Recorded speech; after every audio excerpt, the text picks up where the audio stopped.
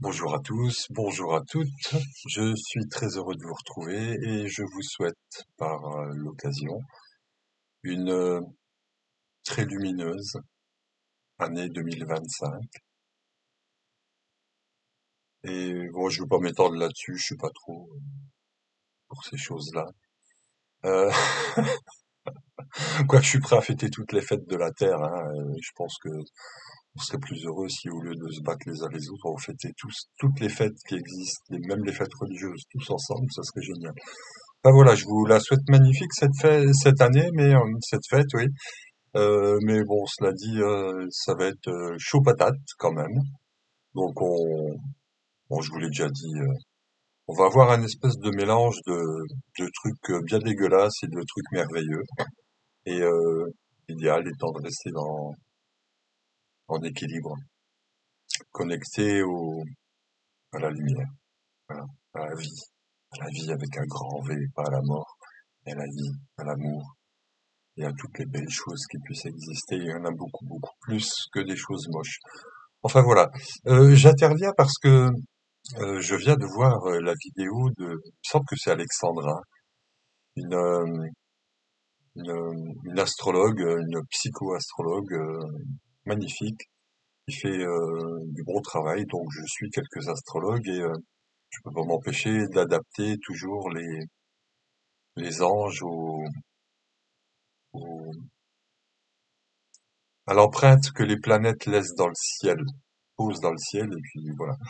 Euh, Donc je viens de voir cette vidéo qui parle de l'entrée d'Uranus en Gémeaux le 7 juillet 2025. Donc je vous mettrai le lien sous la vidéo pour que vous puissiez aller consulter. Et donc écoutez ce qu'elle dit qui est très très intéressant. Et comme on dit, un homme averti en vaut deux. Donc il vaut mieux, à mon sens, hein, savoir ce qui va se passer pour pouvoir interagir. Euh, Je le dis souvent aussi, les prophètes annoncent le malheur et après le malheur n'arrive pas et on accuse le prophète d'être un menteur, mais c'est parce que beaucoup de gens ont prié, peut-être, que les choses n'arrivent pas. Ou si elles n'ont pas prié, toutes nos pensées sont des prières, nos paroles sont des prières, même nos gestes et chacun de nos pas sont des prières sur Terre. Donc si on marche comme un soldat sur Terre, ça va, il y a le chat qui se manifeste derrière. Si on marche comme un soldat, oui, on risque d'ailleurs. Mais si on marche, admettons qu'on marche dans une soirée, dans la nuit, quoi, et qu'on est en colère, on risque d'attirer des gens qui sont aussi en colère. Il va y avoir des bagarres. Si, si on marche avec tristesse, et on va rencontrer des gens qui sont encore plus tristes que nous. Et au lieu d'élever nos vibrations, on va les baisser. Ou alors on aura la force suffisante pour euh, élever nos vibrations et pouvoir aider l'autre, et élever nos vibrations. Enfin voilà. Je vais revenir un petit peu à cette vidéo. Les, les, Moi, ce qui m'intéresse surtout, c'est de voir, tout en écoutant, j'ai les yeux qui sont pratiquement rivés sur les noms des trois anges, les anges régents. Donc, ce sera Yeyaïel, l'ange 22, Lehaya, le 34. Donc, Yeyaïel au niveau, je dirais, du physique, de la santé de notre corps de matière sur Terre, de notre réalité terrestre. L'ange de cœur viendra nous seconder pour justement nous agir au niveau de nos émotions, au niveau de notre cœur. Et le troisième, donc le deuxième c'est l'Eraya, le troisième, celui qui vient au moment précis où Uranus entre en Gémeaux, à l'heure précise où il entre, ce sera l'ange 37 Aniel, qui est c'est un des anges, je dirais, de l'unité, et c'est un ange qui nous permet de briser le cercle de nos dépendances. Donc je vais faire un petit résumé rapide pour compléter simplement ce que cette dame fait sur sa vidéo. Yeyaïel, c'est l'ange de la renommée, donc il est possible que à ce moment-là, euh, la renommée peut être bonne ou mauvaise. Et il est possible que dans les jours qui suivent apparaissent des personnages ou un personnage en particulier euh, qui sans doute posera des actions et qui feront de lui quelqu'un qui est renommé pour être quelqu'un qui a le souci du bien-être des autres. Et en même temps, ouais, je souris déjà parce que vous allez penser au même personnage que moi. Il y a un personnage qui a une grande renommée pour parler de la France, hein, que c'est calculé sur,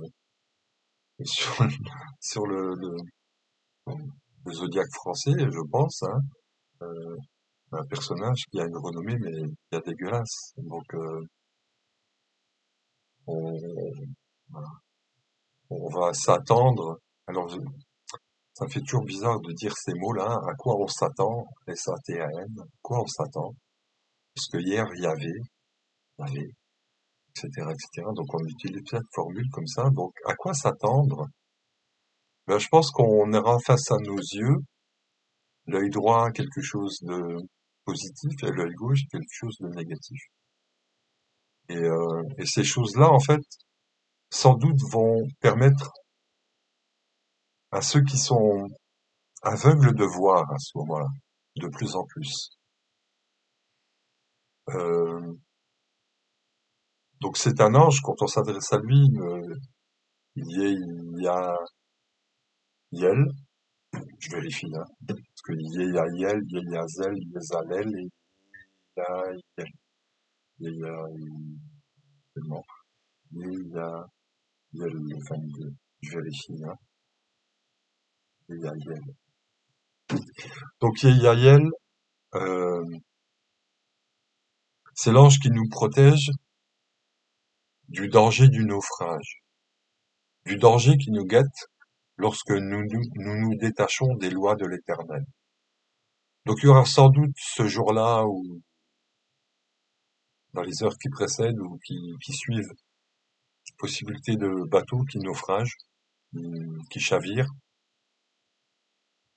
J'espère du fond du cœur que ça n'arrive pas, hein, mais moi je me rappelle du Costa Concordia, qui, je crois que c'était au large de Marseille, voilà, avait fait 34 morts, hein, je fais un clin d'œil à cette personne qui m'avait fait la réflexion, voilà, donc possible qu'il arrive cette chose-là. Euh, et c'est aussi euh, le navire France qui va naufrager parce que le capitaine, il n'a pas toute sa tête en fait. Est-ce qu'il en a seulement une? Et s'il en a une, est-ce que c'est la sienne? Voilà, hein, je fais un peu de mystère, mais je pense que tout le monde comprend ce que je sous-entends, hein. Donc voilà ce qu'on risque de voir. Je vais passer à l'ange Lehaya au niveau du cœur, au niveau émotionnel. Lehaya, c'est l'ange de l'obéissance. Et l'obéissance à qui? À quoi? En fait, c'est imaginons que vous soyez chez vous, hein, et que vous viviez avec vos parents, que votre papa arrive et qu'il dise vite, vite, vite, sors de la maison, il y a un tremblement de terre. Mais il se passe rien encore, d'accord? Vous allez faire quoi? Faire confiance à papa? Ou lui dire pas, laisse-moi dormir. Ben voilà, c'est ce qui sans doute va se passer. Euh, ceux qui n'auront pas l'oreille pour ceux qui n'ont pas d'oreille pour entendre, ceux qui n'ont pas d'yeux pour voir, Dieu, d'apostrophe YEX ou DIEU, euh,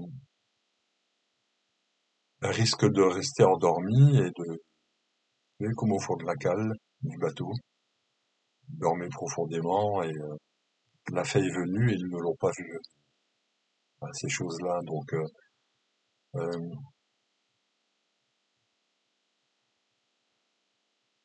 donc il y aura sans doute une part de la population qui se rendra très obéissante.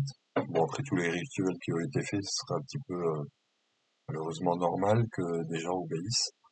que les rituels qu'ils ont fait depuis certains temps, certaines années même, sont vraiment là pour nous amener à obéir à leur Dieu. Alors leur Dieu, vous savez quel c'est, hein, c'est le cornu tout rouge qui sème la zizanie et la confusion et la perversion. Donc Paris va, voilà, j'ai dit le mot, hein, et va venir la ville lumière de ces êtres-là. Donc c'est un bon signe, puisque c'est un signe des temps de la fin. Et ouais, il n'y a pas de hasard, les temps de la fin, Ephraïm, juste avant Yel, l'ange 22, le jour d'avant, il y aura Delcaël, le désir véhément d'apprendre, la fin, Ephraïm, de savoir. Pour ceux qui n'ont pas la fin, cette fin de savoir, ils risquent de sombrer avec le bateau. Et si on sort avec, les anges sont nos bouées. Et donc je disais, certains vont obéir et certains vont désobéir. Donc la désobéissance, vous savez ce que ça amène. Surtout quand on a quelque chose qui me travaille beaucoup, c'est ce qu'on appelle les forces de l'ordre, l'armée, la police et tout ça. Jusqu'à quel point ils sont aveugles, corrompus et, euh, et obéissants. J'ose espérer que, en toute chose, il y a le yin et le yang, et que dans ces corporations-là, euh, il y a un contre-pouvoir. Enfin, j'espère. Euh, donc voilà, c'est donc l'ange de l'esprit, l'ange de l'intellect, puis de l'esprit, qui sera présent. Donc l'esprit, c'est le niveau supérieur de l'intellect, bien entendu. Ce sera Aniel qui est un ange de l'unité, de l'amitié, de la fraternité, de toutes ces belles choses-là. Et c'est l'ange qui nous aide à, son essence se nomme briser le cercle, donc il nous aide à briser le cercle de nos tendances intérieures. Et on a tendance à voter pour l'un, puis à voter pour l'autre, jusqu'au moment où on se rend compte que c'est on vote, pardon, pour les membres de la même famille, qui devant nous font leur spectacle, mais qui derrière se serrent la main et font des grands banquets. Et je ne vais pas aller plus loin sur ce qu'ils font, parce que vous savez tous un petit peu, voilà, plus ou moins ce qui se passe derrière. Et ce qui se passe derrière, c'est Sodome et Gomorrhe, hein. Sodome, euh, voilà, c'est la France va briller par ses activités sodomites. Voilà. Euh, et donc, Agnès, à cet instant-là, il sera présent 20 minutes pour nous aider à ce moment-là. Donc, plus ou moins consciemment, je pense que celui qui fait un travail régulier va sans doute faire les choses, peut-être sans le ressentir, mais en tout cas, les choses seront faites. Et donc, Agnès va nous aider à briser le cercle des dépendances, les dépendances affectives, les dépendances à l'argent, les dépendances aux biens matériels, euh, parce que il y a des anges, entre autres, il y a Laïa qui nous dit, mais donne-lui la bourse ou la vie, mais donne-lui la bourse, garde la vie. Autant que tu as envie, tu peux agir. Donc voilà, il y aura un petit peu toutes ces notions-là qui seront présentes et qui vont se développer dans les heures, les jours, les semaines et les mois qui suivent. Il faut surtout pas avoir un œil négatif sur ce qui se passe. Il doit avoir les deux yeux, hein, l'œil droit va voir les choses de manière positive, l'œil gauche de manière négative, mais c'est le troisième œil. Hein, une fois qu'on louche, on voit les deux parties. Ils ne font qu'une, presque. Et comme un peu le yin et le yang, c'est ceux qui louchent qui voient clair, et ceux qui prétendent oui, ceux qui prétendent voir clair ne voient rien en fait. Et les aveugles qui guident le bateau, et les gens sont contents, ils font la fête, il y a la musique, un samba. Enfin voilà, moi je vous souhaite d'avoir une vision claire des choses et optimiste, hein. Dites-vous simplement que, tiens, j'allais vous parler de ça et je vais vous en parler. J'ai quelque chose en tête depuis un certain temps. Bon, j'aime beaucoup le sport et en particulier le rugby et je suis, il y a un joueur sud-africain qui est le buteur de cette équipe là qui joue, je crois qu'il joue en France, je sais plus trop. Damian, je sais plus comment. Damian, Damian. Et ce gars, il tire les pénalités. Et quand il tire les pénalités, il regarde le ballon, hein, il a 30 secondes pour se concentrer. Il regarde les poteaux, il regarde de nouveau son ballon, et après, il sourit.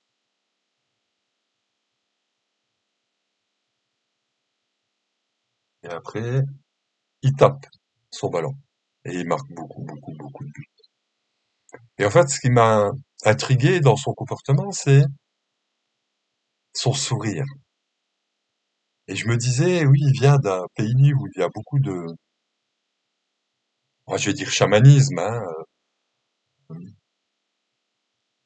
Et on peut comprendre en fait que à cet instant-là, il adresse ce sourire au ballon et au fait qu'il réussisse à transformer l'essai. Et vous pouvez, en tout cas depuis quelque temps, je m'amuse, hein, je m'efforce même de le faire parce que j'ai pas toujours conscience de ça, de sourire à toute chose, à tout être.